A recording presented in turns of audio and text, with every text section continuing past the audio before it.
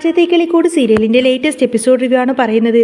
അങ്ങനെ സുധീഷും സുഭാഷും തമ്മിലുള്ള ആ ഒരു വലിയ അടിയും ബഹളവും ഒക്കെ കണ്ടുകൊണ്ടാണ് നികേഷും നിധിയും അങ്ങോട്ടേക്ക് വരുന്നത്.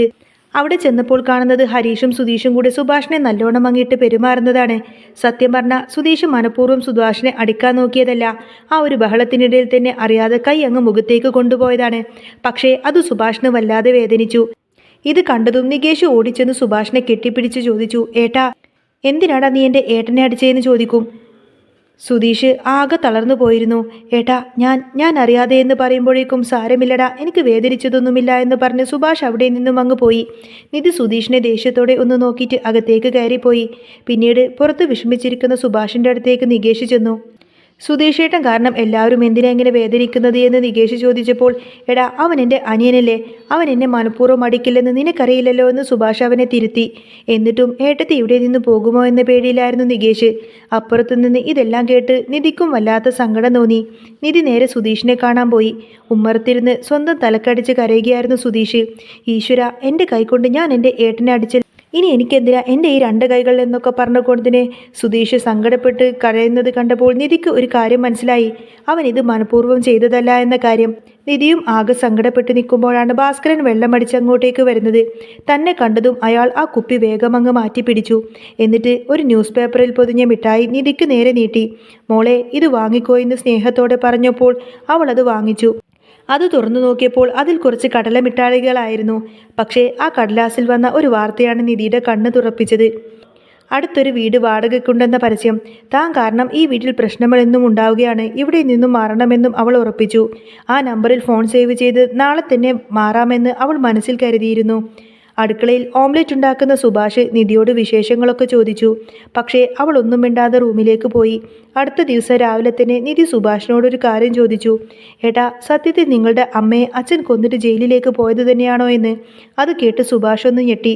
എല്ലാവരും അങ്ങനെയാണ് പറയുന്നത് മോളെ, പക്ഷേ അച്ഛൻ ഒരിക്കലും അങ്ങനെ ഒരു തെറ്റ് ചെയ്യില്ല എന്ന് എനിക്കുറപ്പാണ്, അവൻ ഉറപ്പിച്ചു പറഞ്ഞു. ഉമ്മറത്ത് ഭാസ്കരനാണെങ്കിൽ ഒരു അരിവാൾ മൂർച്ച കൂട്ടിക്കൊണ്ടിരിക്കുകയാണ്. ഒറ്റ വെട്ടിന് 2 കഷ്ണമാവണമെന്ന് പിറുപിറുക്കുന്നത് കേട്ടപ്പോൾ തന്നെയാണോ വെട്ടാൻ നോക്കുന്നത് എന്ന് നിധി പേടിച്ചുകൊണ്ട് തന്നെ അകത്തേക്കോടി. എന്നാൽ സത്യത്തിൽ ഭാസ്കരൻ കരിക്ക് വെട്ടാൻ തയ്യാറെടുക്കുകയായിരുന്നു. സുഭാഷ് ചെന്ന് ചോദിച്ചപ്പോൾ ടിവിയിലെ ഡോക്ടർ പറഞ്ഞത് കേട്ട് ദിവസവും ഓരോ കരിക്ക് കുടിക്കാനുള്ളതാണെന്ന് അയാൾ പറഞ്ഞു. അപ്പോഴാണ് അയൽപക്കത്തെ ഒരാൾ അവിടെ വീണ് കിടന്ന ഒരു തേങ്ങ എടുത്തത്. ഭാസ്കരൻ അയാളോട് കയർത്ത് മുണ്ടൊക്കെ പൊക്കി കാണിച്ച് ബഹളം വെച്ചു. ഇത് കണ്ടതോടുകൂടി തന്നെ നിധിക്ക് വല്ലാത്ത വെറുപ്പ് തോന്നുകയാണ്. താൻ എത്രയും പെട്ടെന്ന് തന്നെ ഇവിടെ നിന്നും മാറണം. കാരണം ഒട്ടും കൾച്ചറില്ലാത്ത രീതിയിലാണ് അച്ഛൻ പെരുമാറുന്നത് എന്നൊക്കെ നിധിക്ക് തോന്നിപ്പോയി. നിധി ഉടനെ തന്നെ ഇന്നലെ കണ്ട ആ ഒരു ഫോൺ നമ്പറിലേക്ക് വിളിച്ച് വീട് ഉറപ്പിച്ചു. അച്ഛൻ്റെ ഓരോ പ്രകടനങ്ങൾ കണ്ടിട്ട് ഏത് പെണ്ണാണ് ഈ വീട്ടിൽ നിൽക്കുക എന്ന് നികേഷും പരിതപിക്കുന്നുണ്ടായിരുന്നു. നിധി പോയി വീട് കണ്ട് അഡ്വാൻസ് ഒക്കെ കൊടുത്തു. പക്ഷേ സുധീഷ് ഇതറിഞ്ഞതും ഒരു മുഴം മുൻപേ തന്നെ എറിഞ്ഞു. അവൻ ആ വീട്ടുടമസ്ഥനെ പോയി കണ്ട് ഭീഷണിപ്പെടുത്തിയിരുന്നു. എൻ്റെ ഭാര്യക്കെങ്ങാനും നിങ്ങൾ വീട് കൊടുത്താൽ പിന്നെ നിങ്ങളെ ഞാൻ വെച്ചേക്കില്ല എന്ന്. പേടിച്ചു പോയ അയാൾ നിധി വന്നപ്പോൾ തന്നെ വീട് തരില്ലെന്ന് തീർത്തും പറഞ്ഞു. നിധി സങ്കടത്തോടു കൂടി തന്നെ തിരികെ സുഭാഷിൻ്റെ വീട്ടിലേക്ക് തന്നെ വന്നു. ഇപ്പോൾ അവളുടെ മനസ്സിൽ ഭാസ്കരൻ ഒരു പേടി സ്വപ്നം തന്നെയാണ്. അമ്മയെ കൊന്നതുപോലെ തന്നെ ഇനി ഒരു പക്ഷേ അയാൾ തന്നെയും കൊല്ലുമോ എന്ന പേടിയായിരുന്നു അവളുടെ ഭയം. എന്നാൽ വൈകാതെ തന്നെ ഭാസ്കരൻ്റെ ആ ഒരു നല്ല മനസ്സ് നിധി തിരിച്ചറിയുകയും ഒരു ദിവസം പനിച്ചു വിറച്ച് കിടക്കുന്ന ഭാസ്കരനെ ആരും നോക്കാതിരുന്നപ്പോൾ നിധിയാണ് കഞ്ഞിയും മരുന്നൊക്കെ എടുത്തു കൊടുത്ത് പരിചരിച്ചത്. അതോടുകൂടി തന്നെ അവരുടെ ബന്ധമങ്ങ് മാറിമറിയാണ്. സുധീഷും സുഭാഷും ഹരീഷും തമ്മിൽ വളരെയധികം അടിയും പിടിയുമൊക്കെ നടക്കുന്നുണ്ടെങ്കിലും നികേഷും നിധിയും അങ്ങോട്ടേക്ക് കടന്നു വരുന്നുണ്ട്.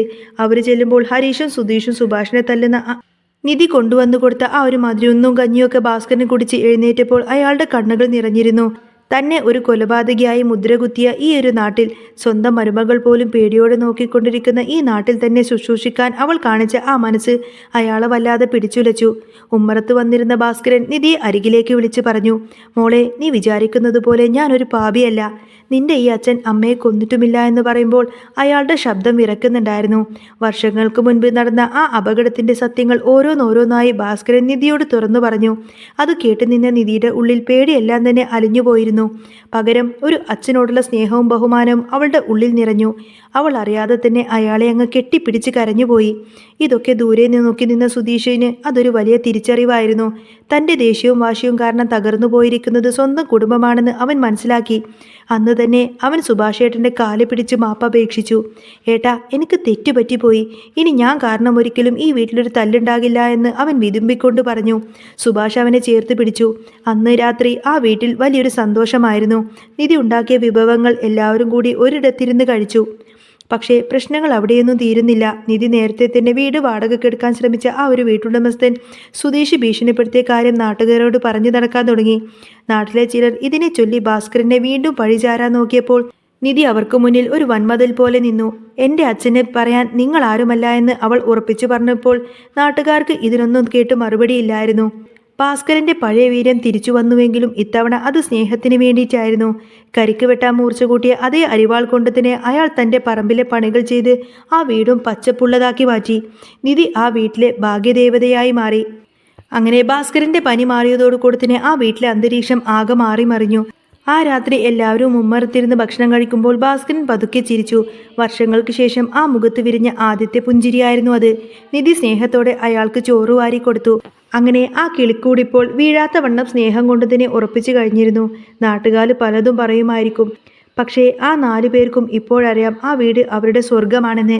അങ്ങനെ കാറ്റത്തെ കിളിക്കൂടിൽ ഇനി വരാൻ പോകുന്ന നല്ല സൂപ്പർ അടിപൊളി ത്രില്ലിംഗ് എപ്പിസോഡുകളൊക്കെ തന്നെയാണ് കേട്ടോ. അപ്പോൾ നിങ്ങൾക്ക് ഈ ഒരു ചാനൽ ഇഷ്ടമാവുകയാണെങ്കിൽ സബ്സ്ക്രൈബ് ചെയ്യാനും സപ്പോർട്ട് ചെയ്യാനും മറക്കല്ലേ. നെക്സ്റ്റ് വീഡിയോ ആയിട്ട് വരാം. ബൈ.